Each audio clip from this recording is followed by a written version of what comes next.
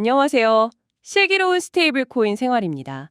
오늘 저희가 분석해볼 뉴스는 바로 이 원화 스테이블 코인 열풍인데요. 최근에 관련 소식들이 정말 많이 쏟아지고 있죠. 시장의 관심도 아주 뜨거운데 오늘 이 시간에는 이게 단순한 기술 뉴스나 테마성 움직임을 넘어서 왜 중요하고 또 우리 경제에는 어떤 의미가 있을지 그 실체와 중요성을 한번 깊이 파헤쳐 보겠습니다. 네, 안녕하세요. 지금 시장 분위기를 보면요. 약간 예전 그 특정 테마주 열풍 때처럼 뭐랄까 구체적인 계획이나 실체가 없는데도 스테이블 코인 만들겠다. 이 발표 하나만으로도 막 기대감이 커지는 그런 양상이 좀 보여요. 네네, 그런 것 같아요. 하지만 이게 그냥 유행인가 보다 하고 넘길 문제는 아닌 것 같습니다. 이게 접근 방식에 따라서는요. 우리나라의 그 통화 주권 문제까지 연결될 수 있는 상당히 중대한 사안이거든요. 통화 주권까지요? 네. 그래서 지금 어떤 일들이 벌어지고 있는지, 그 본질이 뭔지 이걸 좀 명확히 짚어보는 게 중요하다고 생각합니다. 듣고 보니 정말 중요한 지적이시네요. 그러니까 단순히 관련 소식 나왔다고 와, 할 게 아니라 그 뒤에 숨어 있는 의미를 좀 봐야 한다 이런 말씀이시군요. 맞습니다.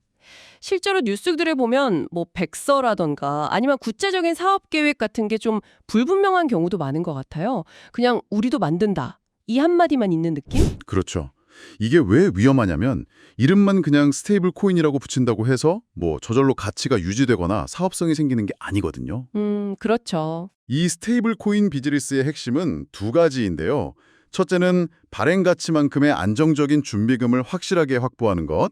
그리고 둘째는 실제로 사람들이 쓸 수 있는 사용처, 그러니까 유통량을 만들어내는 것입니다. 준비금과 사용처. 네. 이 두 가지가 없으면 발행사는 막대한 운영 비용을 감당 못하고 사업 자체가 지속 불가능해질 수밖에 없는 거죠. 하긴 특히 우리나라 상황을 생각해보면 이미 신용카드나 각종 페이 서비스로 거의 모든 결제가 너무너무 편리하게 이루어지잖아요. 맞아요. 너무 잘 돼 있죠. 이런 환경에서 일반 소비자들이 굳이 원화 스테이블 코인이라는 새로운 수단을 결제에 써야 할까? 이런 뚜렷한 이유를 찾기가 좀 어려울 것 같다는 생각도 드는데요. 이 점은 어떻게 보세요? 바로 그 지점이 중요합니다. 스테이블 코인의 진짜 가치는요. 단순히 편리한 결제 앱을 대체하는 데 있는 게 아닙니다. 그런가요? 네. 본질은 디지털 시대의 새로운 금융 인프라 구축 경쟁, 더 나아가서는 이 디지털 기축통화 경쟁에 있다고 봐야 합니다. 금융 인프라 경쟁이요? 그렇죠. 실제로 글로벌 시장을 보면 스테이블 코인이 이미 국경 간 송금이나 무역 대금 결제, 그리고 요즘 많이 얘기하는 탈중앙화 금융, 디파이, 서비스 같은 이런 핵심 금융 인프라로 기능하면서 영역을 계속 확장하고 있거든요. 그러니까 이게 단순히 국내용 간편 결제 수단을 하나 더 만들자 이런 차원의 목표가 아니라는 거군요. 네, 훨씬 큰 그림이죠. 훨씬 더 큰 그림.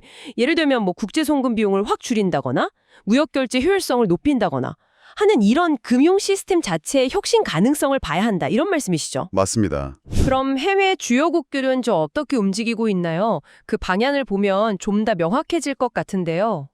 네, 좋은 질문인데요. 예를 들어 미국 같은 경우는 서클이나 페이팔 같은 민간 기업들이 스테이블 코인을 발행하잖아요. 네. 근데 정부가 이걸 그냥 놔두는 게 아니라 100% 준비금 증명 의무화라든지 아주 엄격한 회계 감사, 또 발행 라이센스 제도 같은 걸 통해서 굉장히 강력하게 규제하고 관리합니다. 규제가 확실하군요. 네. 그리고 유럽연합 역시 미카라고 하는 그 암호자산 시장법이라는 포괄적인 법안을 통해서 스테이블 코인 발행자에게 아주 엄격한 기준이랑 감독 체계를 적용하고 있고요. 핵심은 결국 신뢰하고 투명성 확보입니다. 결국은 규제와 투명성 없이는 국내든 국제든 신뢰를 얻기 어렵다 이 말씀이시네요. 그렇죠. 당연한 얘기죠. 그렇다면 이 한국형 원화 스테이블 코인이 성공하려면 좀 어떤 방향으로 가야 할까요? 단순히 우리도 만든다 이런 식의 접근은 분명히 한계가 있을 텐데요. 일단 국내 결제 시장이라는 좀 좁은 시각에서 벗어나야 한다고 봅니다. 처음부터 글로벌 금융 네트워크에서 원화의 디지털 위상을 어떻게 확보할 것인가? 이걸 목표로 삼아야죠. 글로벌 네트워크에서요? 네, 예를 들어서 무역 금융이라던가 해외 송금 아니면 디지털 자산 거래 같은 분야에서 실질적인 쓰임새를 만들어내야 하는 거죠. 그리고 당연히 이걸 뒷받침할 투명한 준비금 관리 시스템, 또 안정적인 금융 인프라 구축, 이건 기본 전제 조건이고요. 그럼 여러분께서 이제 관련 뉴스를 접하실 때 이런 점들을 좀 눈여겨보시면 좋겠네요. 예를 들어서 구체적인 백서나 사업 계획이 공개되었나? 준비금 확보나 관리 방안은 투명하게 제시되었나? 또 단순히 국내 결제 말고 명확한 글로벌 활용처나 차별화된 가치를 제안하고 있나? 이런 질문들을 좀 던져보는 게 중요하겠습니다. 네, 맞습니다. 현재 한국 시장의 가장 큰 우려는요. 이 굉장히 중요한 논의가 자칫 단기적인 그냥 주식 테마놀이로 소비될 수 있다는 점이에요. 아, 그럴 수 있겠네요. 네. 준비도 안 된 상태에서 막 무분별하게 발행하는 건 결국 실패로 이어질 가능성이 높고요.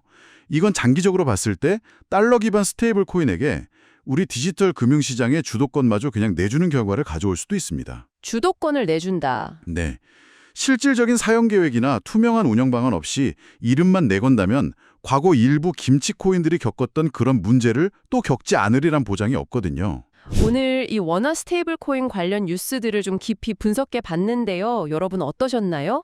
핵심은 이것 같습니다.